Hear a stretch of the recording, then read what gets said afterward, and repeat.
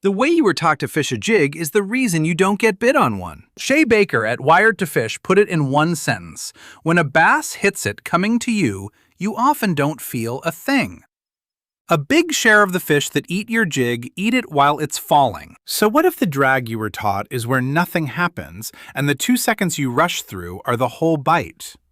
The one way to fish a jig is a fall you can see. 5 parts, all on one dock. Here's the dock. Club tournament, cold front. 6 boats had already fished it before me, and every one of them dragged a jig down the outside posts and left. I'm going to fish one post on it, one pitch at a time, and use it to show you the whole method. But first, what a jig actually is, because the fall only makes sense once you know what the bass thinks it's looking at. Texas Parks and Wildlife's bass brochure says adult bass feed almost exclusively on other fish and on big invertebrates like crayfish. A jig with a trailer is the closest thing you can tie on to a crawfish that just got spooked. A spooked crawfish doesn't crawl off. It flicks its tail, shoots backward, and drops. The bass keys on the drop, a meal getting away and sinking at the same time. Sam Hange at Wired to Fish, writing about hair jigs, said fish tend to bite this bait on the fall or right after you hop it off the bottom, and every jig I own fishes the same way. So the head sets the fall speed, the skirt and the trailer set the profile, and the fall is the presentation. Everything else is detail. Back to the post. The pitch lands, and the first thing I do is nothing with the rod. The line settles on the water with a little belly in it, and I watch the spot where it goes in. This is the part that took me years. Tight line pulls the jig back toward the boat as it sinks, so it swings away from the post you just hit. Baker's line is, if you truly want the bait to fall vertically while still being able to detect a bite, you'll need the bait to fall on a semi-slack line. And then the piece I'd been missing. Drop your rod tip slowly as the bait sinks, so it falls straight instead of penduluming back. So on the drop, I'm reading 3 things. The line jumps, the line stops before it should have, the line starts moving sideways. Any one of them is a base, and you don't feel any of them.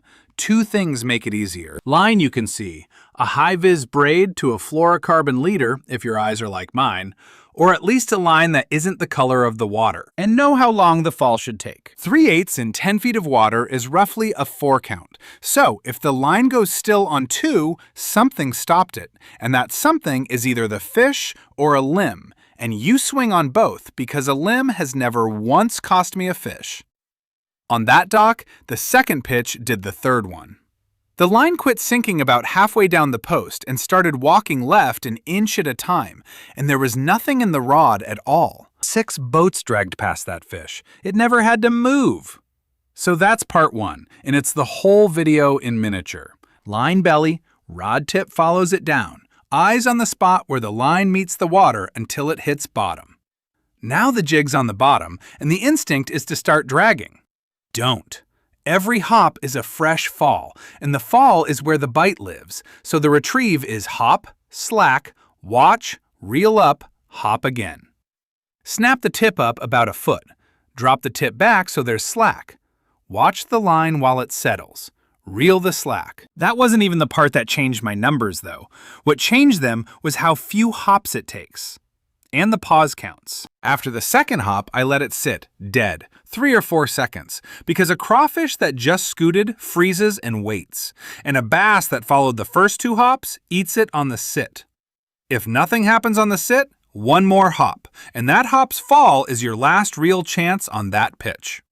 On a piece of cover, a post, a stump, a rock pile, it's 2 or 3 hops and I'm reeling in to make the same pitch again. Trevor Fitzgerald on the Florida Fish and Wildlife Tips page fishes a creature bait the same way. Cast just past the isolated cover, drag it up to the cover, and twitch it there. The bite is at the cover, on the drop, not on the 40 feet of bottom between you and the boat. Which is why on that dock, I made 11 pitches to 1 post before I moved my feet. Same spot, same fall, and 3 of the 11 got bit. Then a question people asked me a lot. What weight? And the number on the jig tells you how fast it falls more than how deep it goes. So pick it for the fall. My numbers, and they're mine. 3/8 is the default, slow enough that the bass gets a good look and fast enough to get down before it loses interest. 1/2 ounce when the wind's bowing my line or I'm past 12 feet. Around heavy cover, Wired to Fish goes to a 5/8 or a 7/8, so it punches through and drops straight down, and I do the same in wood. One more piece on weight, since it changes with the season. Cold water. The fish want it slower, so I'll fish a 3/8 in 15 feet and just wait on it. Summer. Fish are meaner, and I'll go up a size to trigger the reaction bite on the drop. The rule I use is go lighter until you can't feel bottom anymore, then one size up. That's the slowest fall you can still control, and slow gets bit. On the dock that morning, the wind came up around 9, and my line started bowing. So I went from 3/8 to 1/2 ounce, and the fall got readable again. That's the only reason to change weight, so you can see the fall. The trailer does one job. It sets how the jig falls. A full-size plastic craw with big flapping claws slows it and makes it glide. A slim chunk drops fast and straight. So match the trailer to the fall you want. Cold water, clear water, pressured fish. I want the glide, so it's the big craw. Dirty water, wood, fish that are eating anything that moves. I want it down fast, so it's the chunk. Big craw, slow glide. Chunk, fast drop. Everything else in the tray is a color argument, and I've never had a color argument that mattered more than the fall. Quick one while the trailer's in your hand. Every number in this video, weights, line, rod, the 3 line reads, is on a 1-page jig checklist. Free, first link in the description. Print it and it lives in the tackle bag. Back to the post, because we still have to hook one. The hook set is where the fall gets cashed in, and it's where the Dragon Thump crowd loses fish. Sean Rush, a Florida trophy bass guide on that same FWC page, says bass will often flip bait around in their mouth so they can swallow it head first. So the jig is in there, and it's moving. On a tight line, the bass feels you before you feel it, and it lets go. On slack, you see the line do one of the 3 things, and then Baker's words are the whole hook set. Reel down carefully until you feel the fish swimming with it, and then swing hard. See it. Reel down to wait. Swing. The swing itself. Reel down until the rod's pointed at the fish and you feel it moving. Then one long, hard sweep to about 11 o'clock and keep winding. Don't drop the rod tip after the set. That's the slack that lets a jig fish throw it at the boat. And if you don't see it, you'll feel it as weight. Like the jig fell in mud, or the line just goes light because the fish picked it up and swam at you. Either one, reel down, swing.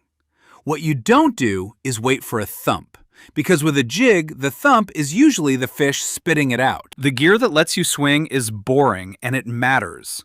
Around cover, Wired to Fish runs 15 to 17 pound test on a 7'4" heavy. Mine is 17 pound fluorocarbon on a 7'3" heavy and 12 pound on a 7'2" medium heavy in open water. Fluorocarbon sinks, so it doesn't pull the jig off its fall, and a heavy rod moves a fish that's got the jig sideways in its mouth.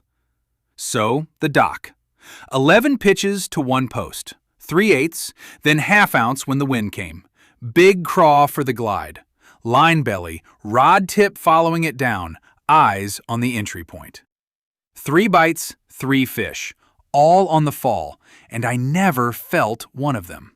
I saw all 3.